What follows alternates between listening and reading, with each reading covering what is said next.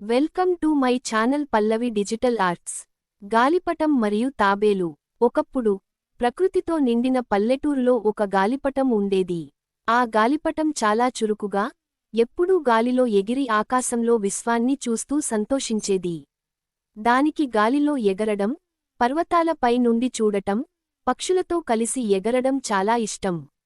ఆకాశంలో ఉండటం దాని ప్రపంచం. అదే గ్రామంలో ఒక నెమ్మదిగా నడిచే తాబేలు కూడా ఉండేది. తాబేలు రోజూ క్రమశిక్షణతో తన పనులు చేసేది. అది ఎప్పుడూ ఒక లక్ష్యాన్ని పెట్టుకుని, నెమ్మదిగా కాని నిశ్చితంగా ముందుకు సాగేది. ఒకరోజు గాలిపటం ఆకాశంలో ఎగురుతూ కింద ప్రపంచాన్ని ఆసక్తిగా చూస్తూ ఉండింది. అప్పటికే దూరంగా నడుస్తున్న తాబేలును గమనించింది. దాని నడక చాలా నెమ్మదిగా ఉంది.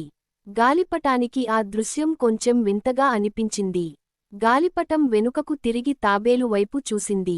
అయ్యో, తాబేలు, నువ్వు ఎంత నెమ్మదిగా నడుస్తావు? నేను ఈ గాలిలో నిమిషాల్లో ఆ పర్వతాన్ని చేరుకోగలను. కాని నీలాంటి నెమ్మదిగా నడిచేవారు అక్కడికి చేరుకోవడానికి రోజులు పడతాయి అని గాలిపటం ధైర్యంతో చెప్పింది. తాబేలు ఆ మాటలు విని ఒక్కసారి నెమ్మదిగా నవ్వింది. అది ఎలాంటి కోపం లేకుండా చెప్పింది, బాగానే చెప్పావు, గాలిపటమా. కాని నువ్వు గాలి మీద ఆధారపడుతున్నావు. గాలి లేనప్పుడు నీవు ఎక్కడికి వెళ్ళగలవు? గాలిపటం ఆ మాటలు విని ఒక్కసారి ఆలోచించింది. తన ఆత్మవిశ్వాసం కాసేపు తగ్గిపోయింది. నిజమే, గాలి లేనప్పుడు తన జీవితంలో ఏ ప్రయాణమూ ఉండదని గమనించింది. తాబేలు నెమ్మదిగా జత చేర్చింది. గాలి బలహీనమైనప్పుడు నువ్వు నేలమీద పడిపోతావు.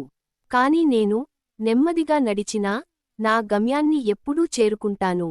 ఓర్పు, స్థిరమైన ప్రయత్నం నా బలాలు. నా ప్రయాణానికి ఎటువంటి అవరోధాలు వచ్చినా నా లక్ష్యాన్ని చేరుకోవడం కోసం నా కాళ్లపై నడవగలను. గాలిపటం తాబేలును చూస్తూ ఉండిపోయింది. దానికి తన తప్పు అర్థమైంది. వేగం మాత్రమే కాదు, ఓర్పు కూడా ఒక ముఖ్యమైన గుణమని తెలుసుకుంది.